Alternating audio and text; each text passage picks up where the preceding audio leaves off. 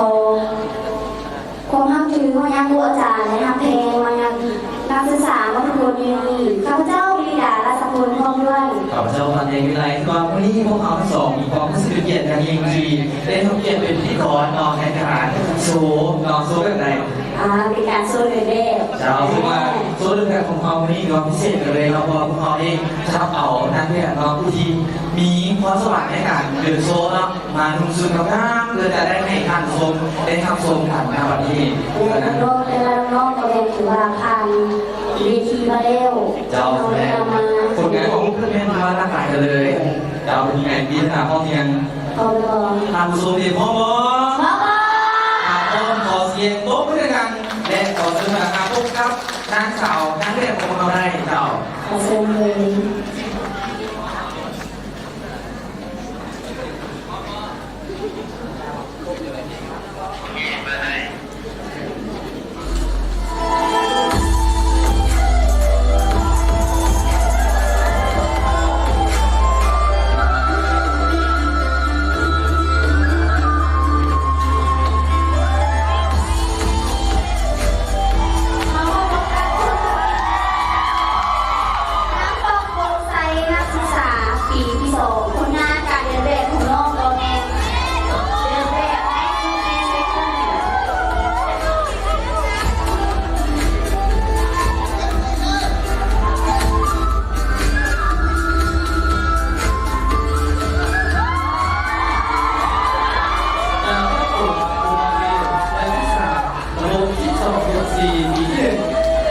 ผลงานของน้องแมนสังกัดอยู่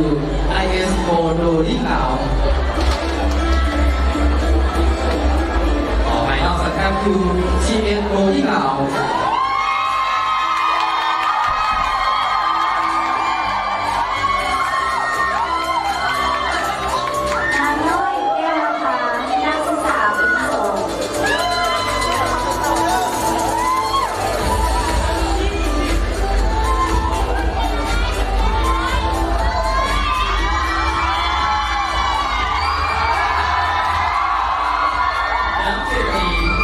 จากนักศึกษาระบบ12 ปีที่2สังกัดอยู่ GS โมโดที่ขาว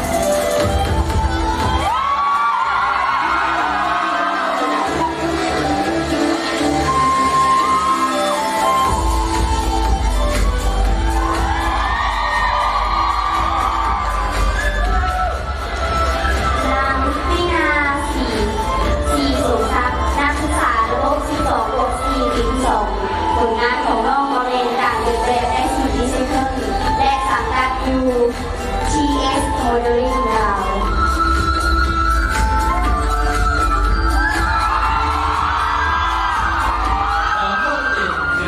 ชุดดิจิทัลและอยู่สังกัด TS Modeling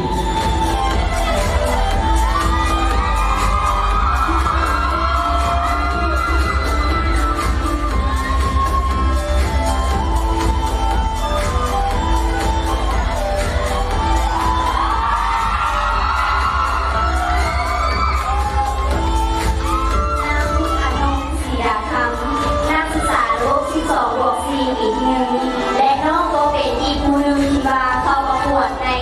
ผู้ประกวดนางสาวนครหลวงและยังได้รับตำแหน่งนางสาวบุคลิกดีปี 2019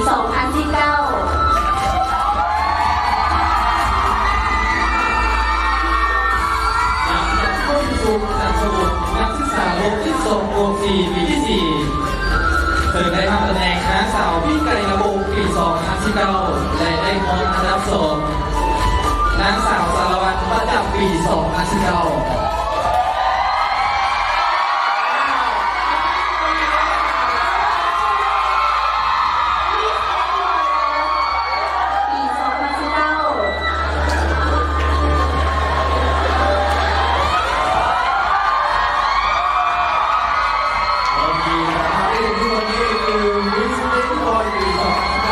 ที่ได้มีการรับการประกวดในภาคเรียนที่ผ่านมาและนี่คือผลงานของมิสเตอร์บอย2019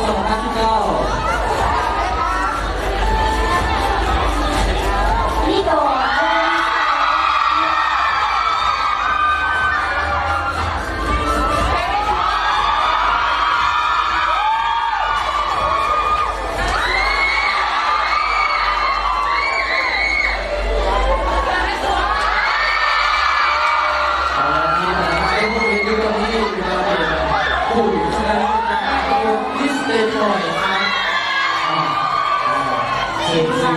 ซึ่งเปิดนำโดยโปรแกรมเบปซี่มินิดาเราเป็นนักศึกษาโลกที่2โปร4ปีที่3 แ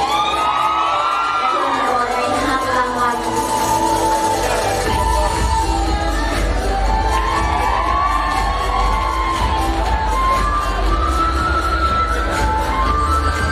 และตามมาด้วย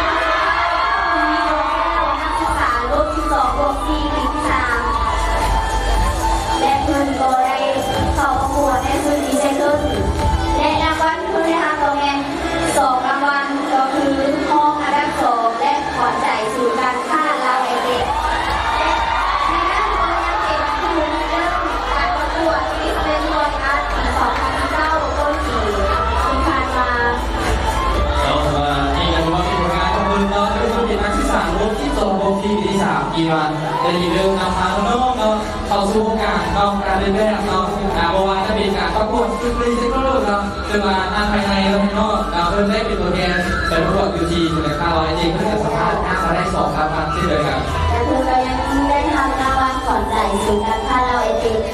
เราขอเสียงปรบมือกันให้ครับบินเดนบอยและนางสาวงามของเราเจ้า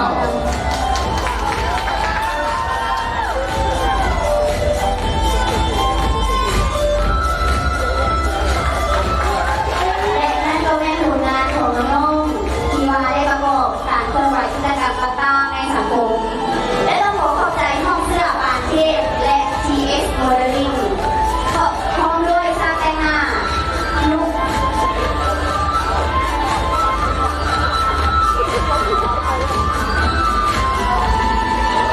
เราและที่เราจะทำให้พวกไปเมื่อกี้นี่ก็คือเป็นสีสันอีกหนึ่งที่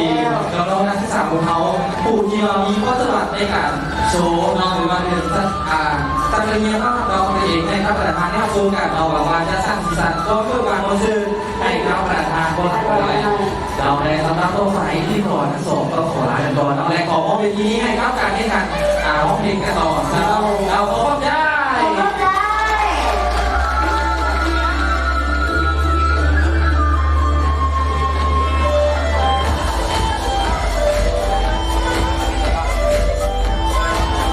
เป็นเส้นได้เป็นเส้นได้น้ำบอ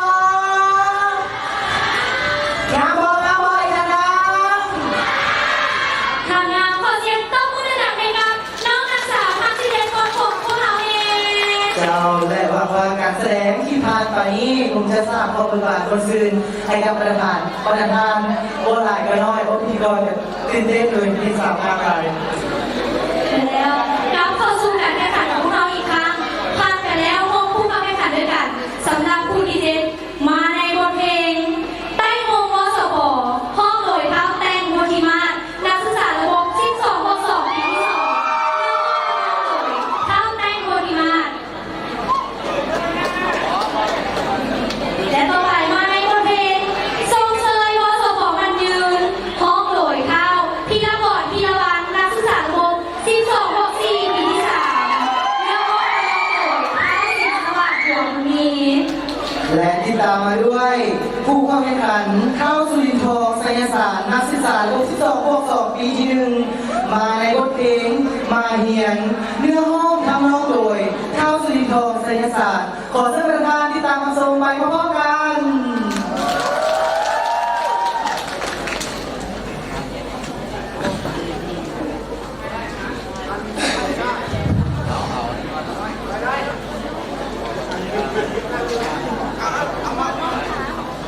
เ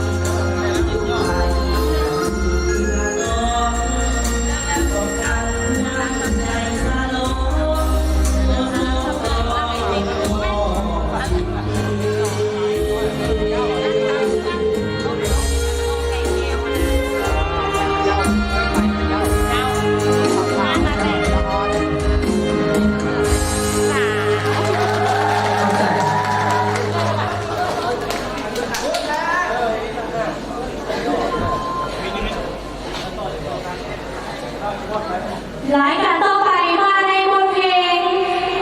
มาเฮียนห้องโดยเท้าสุรินทร์ทองไสยศาสตร์นักศึกษาระบบ12บวก2ปีที่1เนื้อห้องทำนองโดยเท้าสุรินทร์ทองไสยศาสตร์ ข้ามไปที่เก้าว่าที่เป็นสถานเปิดไหม